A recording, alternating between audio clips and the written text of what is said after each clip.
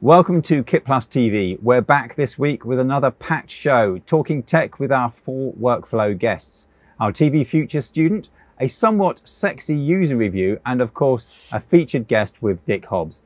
And with industry starting to come alive after lockdown, the newsroom is busier than ever before.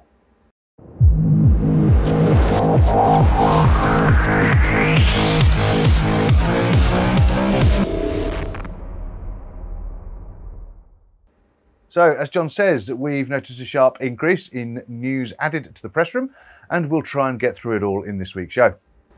It is indeed a packed show where we'll be talking to John from JVC about cameras and monitoring, Alex from Grass Valley with the latest Edius 10 updates, Charlotte from Cuescript discussing IB prompting, and Scott from Telestream with news of the latest addition to the Lightspeed capture family. Bailey is our TV Future Student of the Month. And as she finishes her 3rd year of television and broadcasting, we learn a little more about her course and why production management is now her intended career goal. We also have our weekly kit reviews, which this week featuring the Neumann KH120 monitors. And with Dick today, we focus on industry education. Over to you, Dick. Thanks, Matt. Today I'm talking to Charlie Watts from the University of Portsmouth about the prospects for education and bringing new talent into our industry. First, one of those new talents, it's Bailey in TV Futures. Hello, I'm Bailey and I've just finished my final year of television and broadcasting at the University of Portsmouth. My course has allowed me to try a range of different roles, whether they be very hands-on or the pre-production side of things. I personally really enjoy production management, so I've gone most of my time doing the pre-production side. That's meant a lot of paperwork, which doesn't sound very fun, but I think I've really developed a passion for organising and running a production. So for me, that's been really fun. It's been risk assessments, call sheets, all the paperwork you can think of, but personally I really enjoy that. And that led me to be a production manager for a range of different projects. In my 2nd year, I was the production manager for a promotional video for the Tesco's Bags of Help scheme, and it did end up getting shown in the Portsmouth Fratton store, which was a big achievement. That meant for me, throughout the process, I was on shoot and pre-production planning. We did 5 different charities and we shot in the Tesco store. So that was a lot of work for me for each different location. I had all the paperwork to go alongside it, and on shoot I was making sure everything ran smoothly. We worked on that project for around 6 months and it definitely taught me a lot. And I'd say from that point, that's definitely when I knew that I wanted to do production management in the future. Before that, I tried a few different roles, but none of them felt that comfortable to me. Then when I tried production management, I knew straight away this is what I love the most, and that's definitely what I want to do in the future. My most recent project is production managing a show for Portsmouth Football Club called Pompey Roundup. And this was to be shown 15 minutes before each home game. So it was a really big project. It was a lot of work, a lot of different stuff to consider. I'd never done anything really like this before. It was a really big opportunity, but unfortunately, after all the planning, it didn't actually go ahead due to COVID. But I did not want all of our hard work to go to waste, so currently I'm working on a lockdown version of Pompey Roundup, which hopefully will go ahead. All the planning's done, so I'm really confident that hopefully that show will be a success. It's definitely been different being a production manager from home and being away from university for the first time, but luckily I've had my laptop, I've had Google Drive, and I've had all the help I need, so it's been okay, and I think the project will go really well. In the future, I definitely love a career in production management, preferably live TV. That's definitely the goal. At the moment, I'm just working on my CV, working on my website, getting as much experience as possible, and hopefully I'll be able to be a successful production manager in the future. Thank you, Bailey. A production manager of the future to look out for there, I am sure. Sadly though, a theme with so many of our students on the show has been interrupted projects due to COVID-19. They really do need to support the industry right now, so if there's anything you can offer in terms of work experience, mentoring, or even a job offer, then please do get in touch. And just before we join Dick, we'd like to tell you a bit about Media Proxy, who have supported the show since we started. As the global leader for all things compliance, they have over 20 years in the business and over 15,000 channels in over 60 countries. They are the trusted partner in the industry for logging, monitoring and analysis of linear broadcast and OTT. What you may not have known before we started telling you is that they also provide advanced OTT monitoring. Keeping up with the growing number of ABR streams can be daunting, which is why having a unified system for monitoring compliance and identifying issues across all traditional and OTT playouts is critical. By being able to run on premises and in the cloud, Media Proxy Log Server can capture, monitor and compare streams from encoding through to the CDN. And if you're looking to replace your Volacom system, team up with the global leader in compliance. For more information, please check out the website. Now let's hand over to Dick. Today I'm talking to Charlie Watts from the University of Portsmouth. Charlie, hi. Good to see Hello. you. Can you tell us a little bit about the courses you run at Portsmouth, first of all? I'm an academic lead for the School of Film, Media and Communication. And I'm across two courses. One is referred to as BA Film Production, and the other one is a BSc Television and Broadcasting. And I'm involved in teaching on them. I don't run either of them as such. So you're looking at both the creative side and the technical side? Yes, absolutely. And unusually, the film production, although it's a BA, is highly technical. The BSc, it's a lot easier to get technical teaching and learning under the door, so to speak, because of that kind of qualification. And I love that as well. I hope you don't mind me going off piece a bit. I did a BA many years ago. I loved the creativity, the art focus and whatnot. But my first day on the job, it was a rude awakening of how technical things are. And from that path onwards, from that day onwards, that's the kind of pursuit I've had since. And just to fill in the background, you've worked in the real world before becoming an academic. Yes, I did. I went to university very late in my life at 27. I'd kind of messed things up beforehand, so I was very, very lucky to have that chance. And I was able to create a career in my early 30s for about 10 years as an avid video editor. And I do deem myself very lucky to be able to make that happen. And I owe a lot of it to university because of that. That's great news. That's a good story. So at the moment, all anybody ever thinks about is COVID-19. What's happening to your students at the moment? At the moment, so I see this as being a form of bookends as such. In one sense, COVID happening and everyone reacting to lockdown, we've been able to deal with that really well. I think it's a terrible end. If I was a graduate or soon to be graduate now, my third year, terrible end to the university.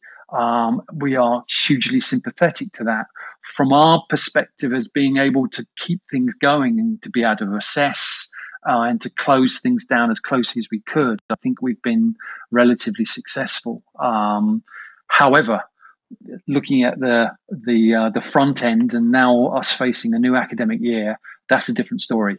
And we are in the hands of whatever change in events may come. If there is a huge, well, we're hoping, as everyone is in the world, we're hoping this is not going to come backwards or come back as such. But if there is a lessening of lockdown, that's what we're hoping for, because we are the two courses I'm across are vocational, hugely vocational.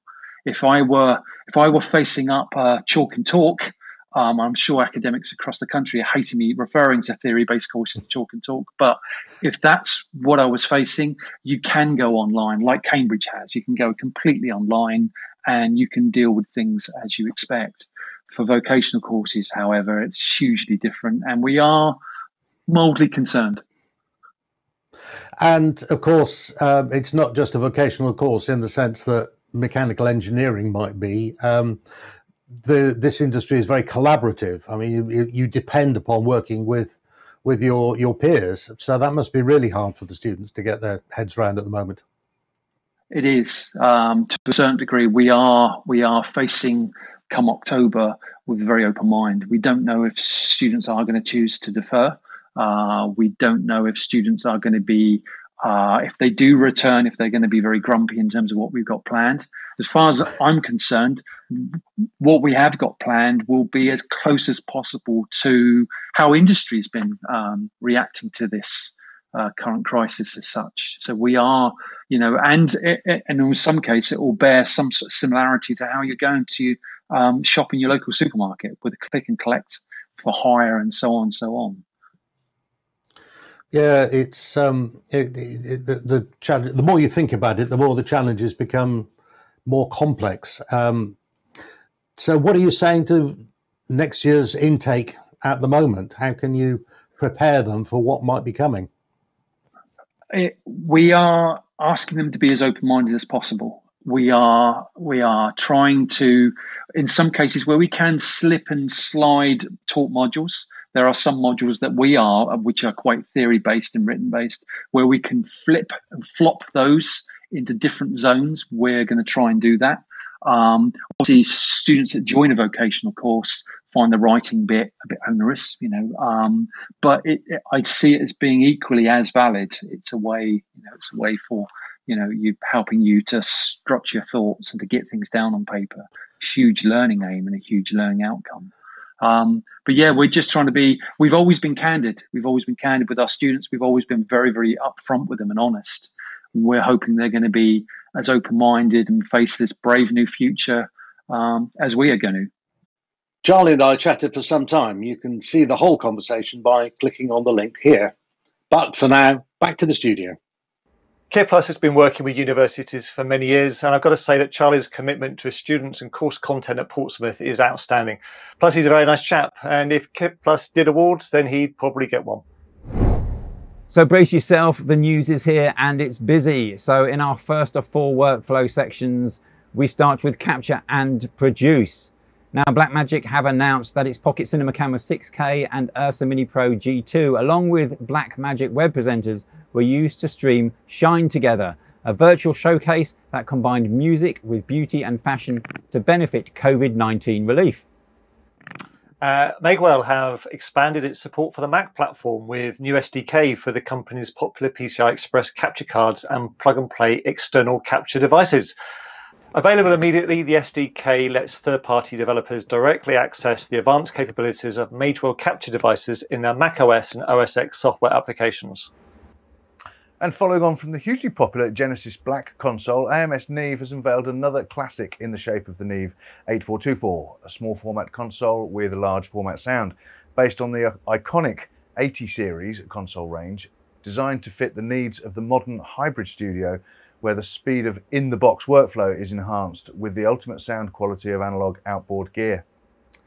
And Mo-Sys Engineering has announced a revolutionary approach to bringing the atmosphere back to live sport amid COVID-19 restrictions, providing precision zero latency tracking for any camera, including ultra-long box lenses for sport. The Mo-Sys camera tracking kit interfaces directly to the Unreal Engine or any broadcast render engine, allowing production companies to add virtual crowds to stands.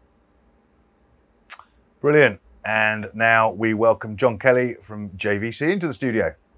So we know JVC very well as being strong in the cameras and monitoring product market. So has anything changed for JVC since the start of all this disruption?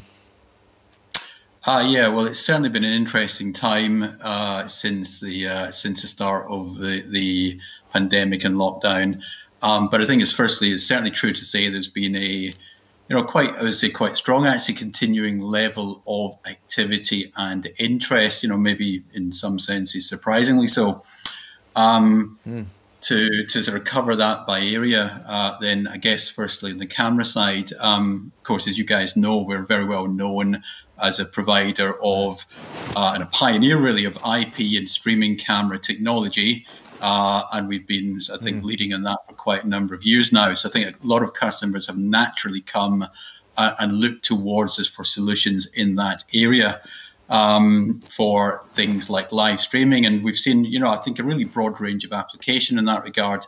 So things like, for example, for streaming of church services and other houses of worship, for remote production of various types, for corporate and institutional communication. So we've certainly seen a strong demand for streaming and remote production in those kind of areas. And also looking at that from, you know, from the point of view of specific products, then we have, for example, our GYHM 250, which is a very affordable SDI streaming camera supporting 4K recording as well. And that provides, as I say, a really affordable and convenient way of doing a live transmission of those kind of events. As you guys also know, we have also recently started shipping our HC 500 and 550, which are the models under the banner of Connected Cam, and they offer really highly advanced IP capability, not just for streaming, but also for remote camera control, FTP, and things like IFB audio and video return. And in that kind of area, and looking towards the mid and higher end of broadcast, we've seen quite a lot of interest and application for streaming, of course, but actually also in the remote production side. So, for example, we've had customers in the area of reality TV, where, of course, they can't go and physically interview the subject. But so what they're doing, they're setting up cameras remotely and doing full remote control of the camera over IP, and then FTPing the files back. So I think we've seen a lot of interesting development and refinement of the way that customers are working on the camera side over the lockdown period. So typically on a set, John, the crew would normally, under normal times, be huddled around a viewfinder or a smaller monitor to review the rushes or whatever. Hoping within their COVID-19 risk assessment that wouldn't be happening now with safe distances. Tell us a bit about the JVC monitoring range and maybe how that could help. Yeah, sure. And I think also firstly to say then the sort of characteristic of the interest in that area has been quite interesting over the last couple of months. Certainly in the early period of lockdown in the situation then, our interest in inbound inquiries and monitors really stopped almost entirely. And that's, of course, understandable because people are not building studios or galleries or refitting edit studios or OBs.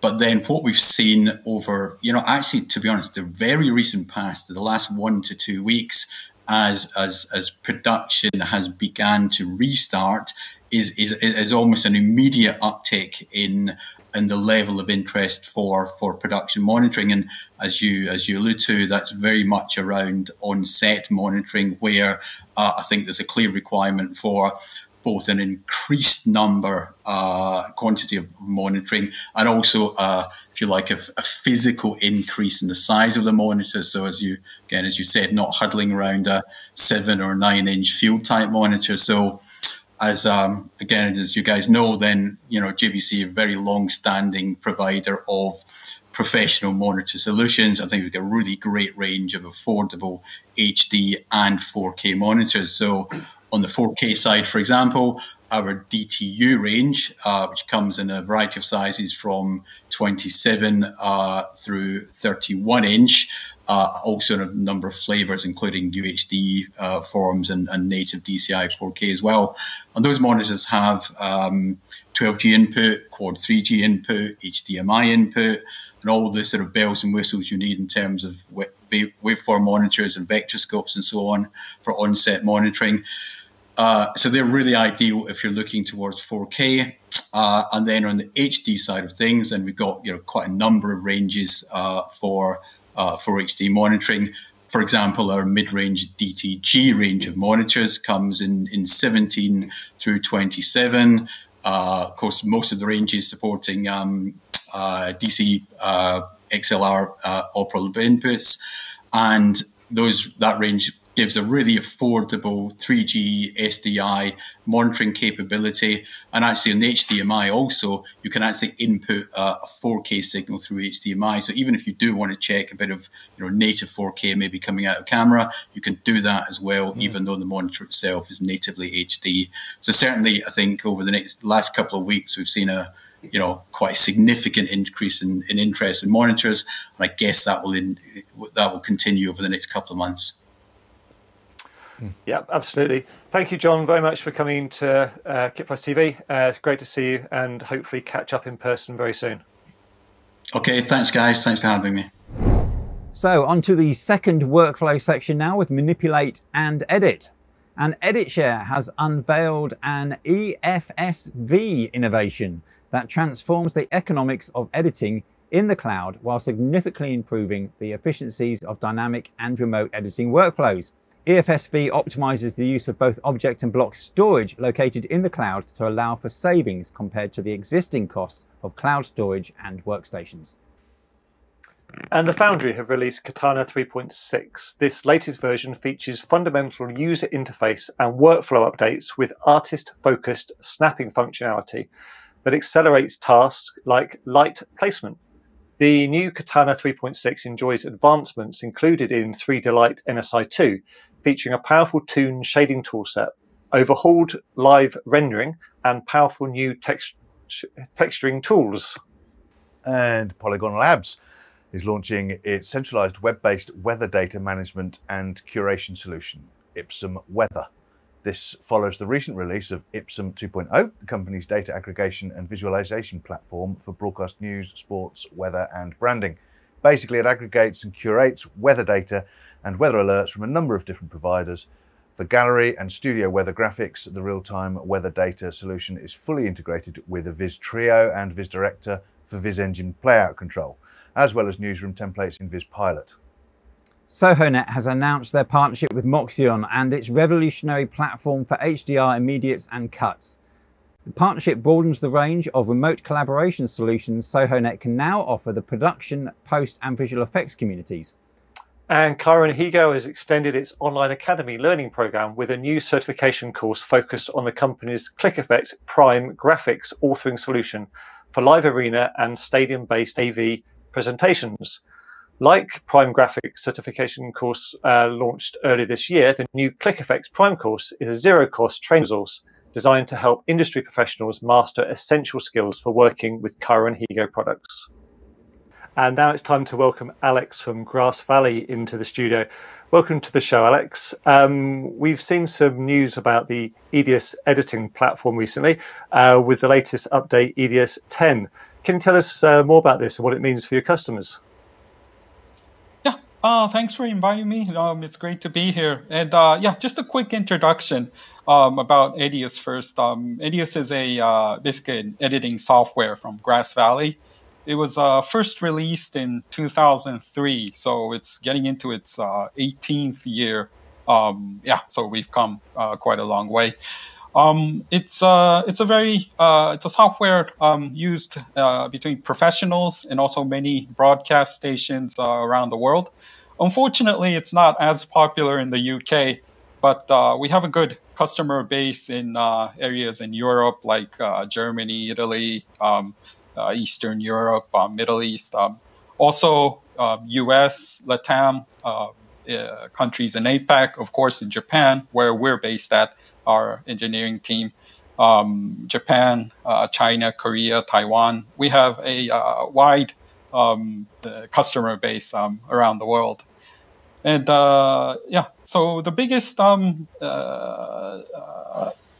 do you say, the news for Edius recently, the announcement of Edius 10, which we were supposed to do like a sneak preview at NAB this year, but unfortunately, due to the cancellation of the show, we had to do a online sort of announcement of it.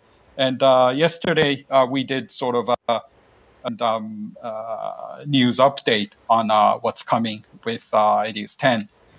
And the biggest change that we are bringing in Edius is going to be more of a foundational change that we're working in Edius. We're going to have implement what we call sort of an Edius hub architecture that allows you to do many jobs in parallel while you're doing your editing work. So this will allow many new functionalities in the coming future. But in the release version, what the customers will get is a functionality to render and do export jobs in the background. So for example, when you're finished with your editing and you want to export to a file, that can all be running in the background, and you can go right back to editing while the export job is done. Also the same with like when you want to render parts of the timeline and stuff, all those works will run in the background. We have a lot of new, new exciting features coming in, but yeah, and we hope to get the news out before its release in September. That's great, Alex. So obviously there are a number of editing applications out there, some more popular than others. What are some of the differentiators that Edius 10 has between Edius and some of these other applications?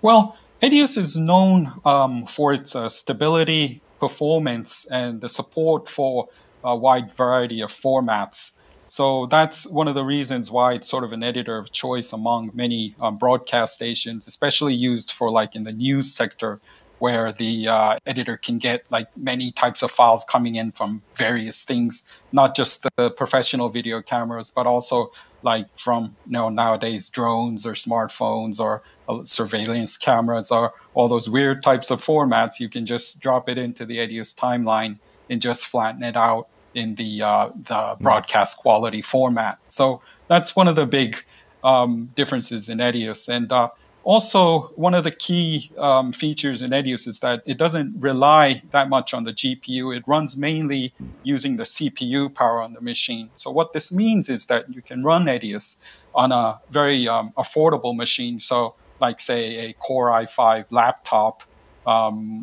that you can buy in a electronics store for under $1,000 or something. You can run Edius and do like HD editing on it fine, and it doesn't require like an expensive GPU card to run. And for this reason, it also makes Edius very sort of cloud friendly, which is sort of a hot topic now among our customers, that they want to run Edius in the cloud platform because of this. Now you need to work from home and you want to be able to edit from a remote location. We have servers already doing this, and yeah, that's one of the that'll be one of the key advantages. Brilliant, Alex. That's great. Well, thank you for dialing in all the way from Japan. We'll put a link up on screen where people can find out more information about Edius 10. In the meantime, Alex, thank you for joining us on KitPlus TV. Thank you. It's been a pleasure. And now on to our next workflow section at Manage and Monitor. And television production service provider HD Broadcast has invested in Leader LV5600 waveform monitors for installation of its new UHD OB2 outside broadcast production vehicle. The instruments will be used to ensure precise matching of incoming signal feeds and to maintain the highest possible video and audio signal quality through to the transmitted output. And Riedel Communications have introduced DisTag, an all-new distance monitoring device. Worn around the neck or carried in a pocket, DisTag immediately alerts its wearer via haptic, visual and acoustic signals whenever the mandatory minimum distance to other people is about to be breached. Oh. Now, recognising the advantages of IP for live production, All Mobile Video has designed its first ever end-to-end IP mobile unit, Eclipse.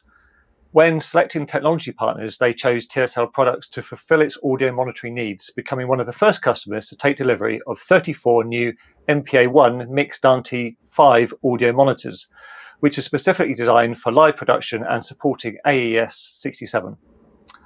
And now it's time for our next guest. And with us today on KitPlus TV is Charlotte Latham from Cuescript. Hi, Charlotte. Hi, how are you all doing? We are very good. Thank you for coming on.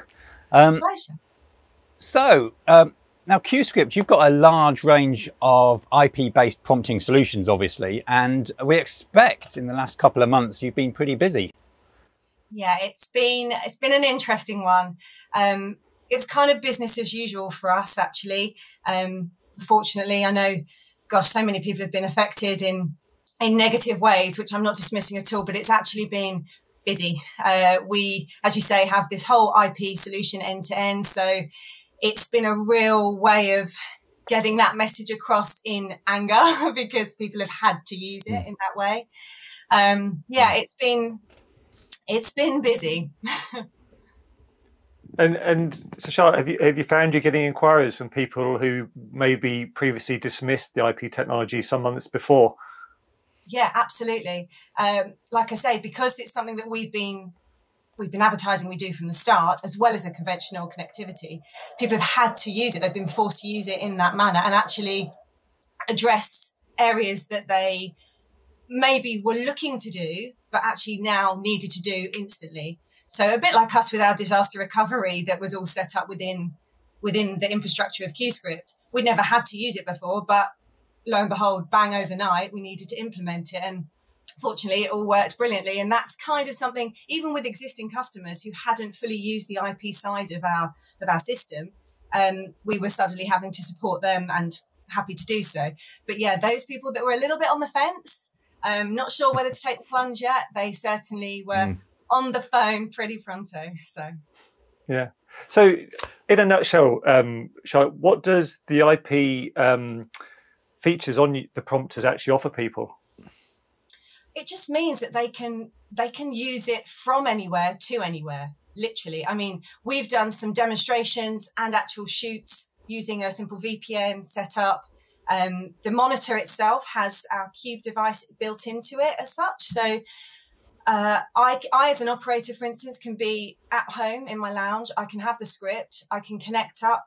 Obviously, the VPN needs to be sitting in between. But once that's all sorted, I can then prompt to the monitor wherever it is in the world.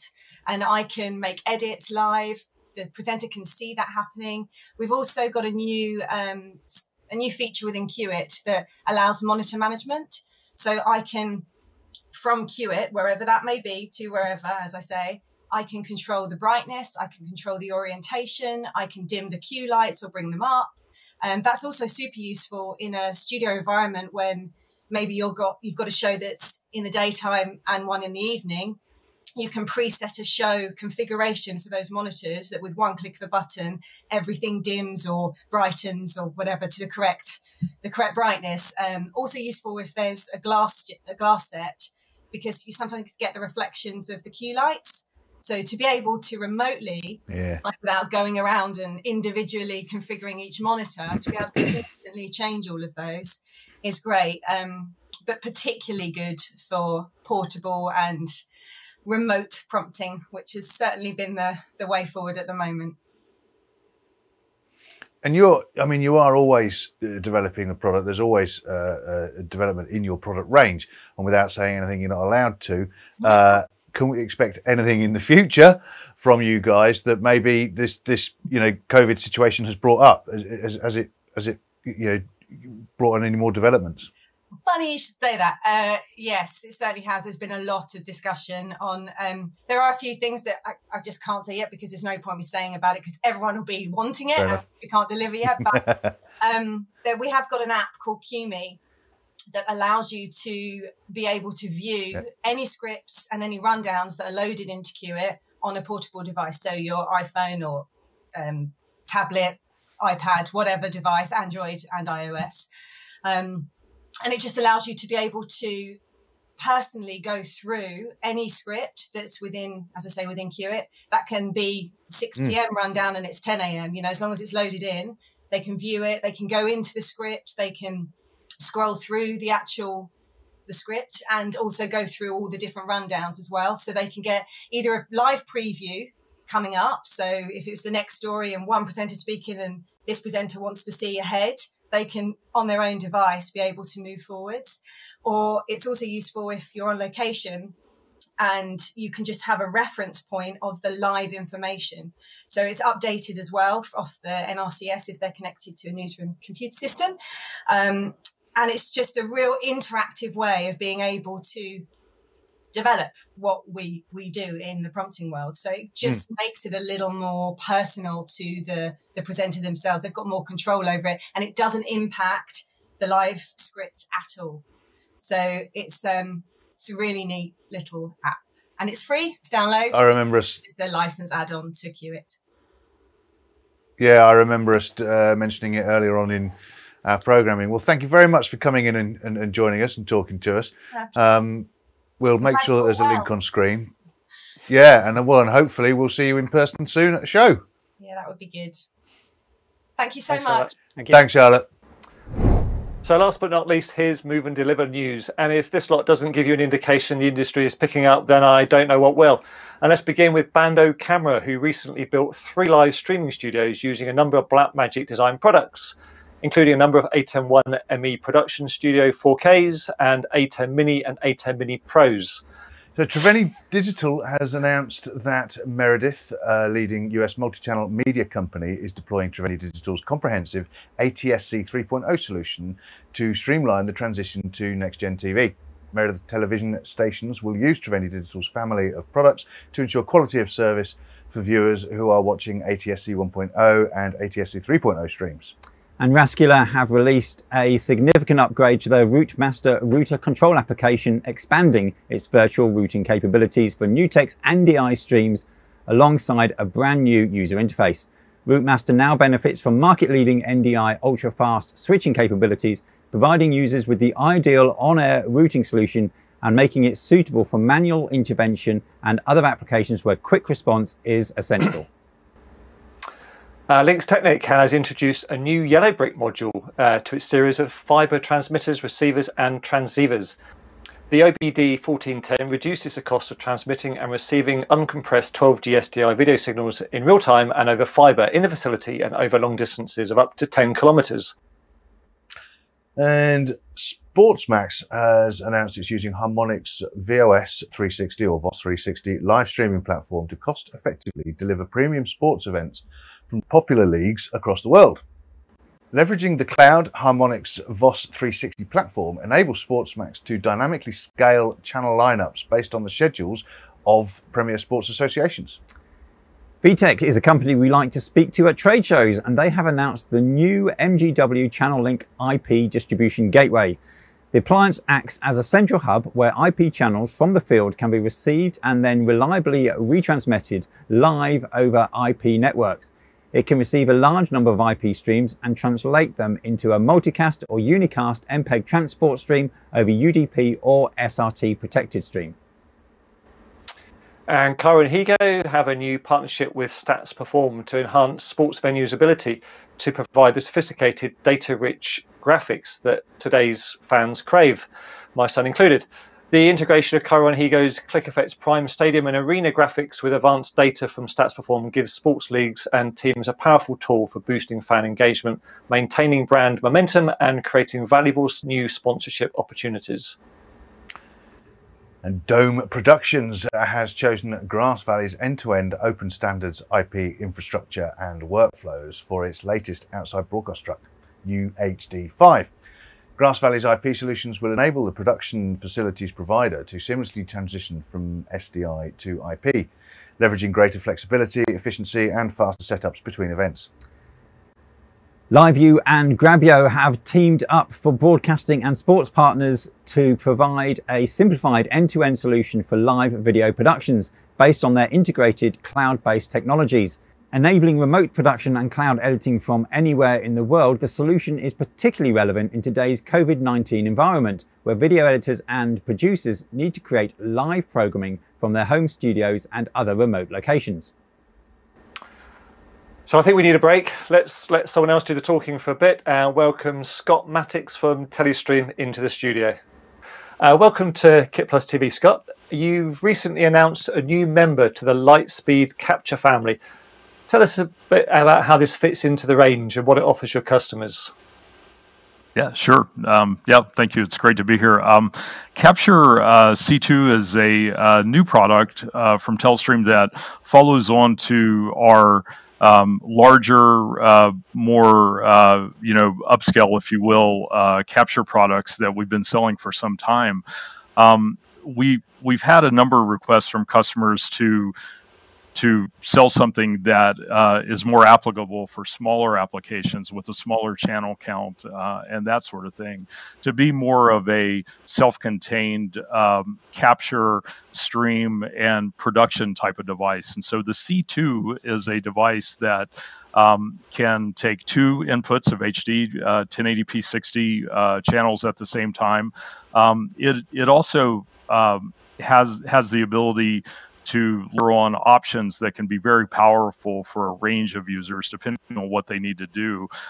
Just by itself, it is a very economical 2-channel professional capture system that can basically just take content in and then create a file-based output that you'll be able to use for other workflows.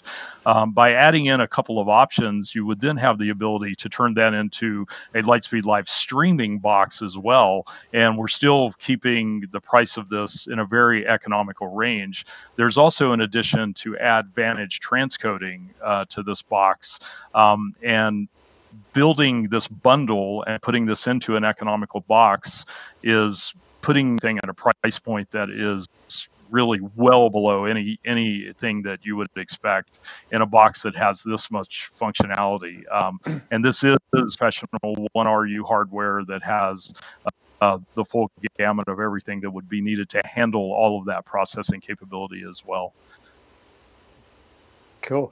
What type of customers and applications do you think are going to benefit from the C2? Quite a range, actually. It could even be larger broadcasters who are doing remote production work, and they really don't have a need for a huge channel count. It could be smaller productions and things like that. Trucks where small trucks where they really have 2, 3, 4 camera type of operations and a switcher. It could be news bureaus where you have one of the beta customers for this was a news bureau where they have an office close to a capitol, and it's a very small office, but they have the ability to be able to do things throughout the day there. And when they were looking at putting in a capture and hardware solution into an office like that, it didn't make any sense to have to buy something that had this huge channel count that they will never need. And so a 2-channel box like this that can also be a self-contained streaming and transcoding solution is perfect for them. We also have options for this box that can allow you to do editing so that you can grab the content as it's coming in a growing file and create clips to send those out for VOD distribution and that sort of thing. And so in many cases, we will have customers that are running live production operations and as part of that, they may have an edit bay where they just simply want to be able to grab subclips and send those out very quickly to social media or somewhere like that. And this box is perfect for doing that sort of thing as well. So really just a wide range of customers. Yeah, and in terms of availability, Scott? This product is shipping in June. I believe we're going to be shipping the first units around the end of next week. So it is fully available at this point. That's great.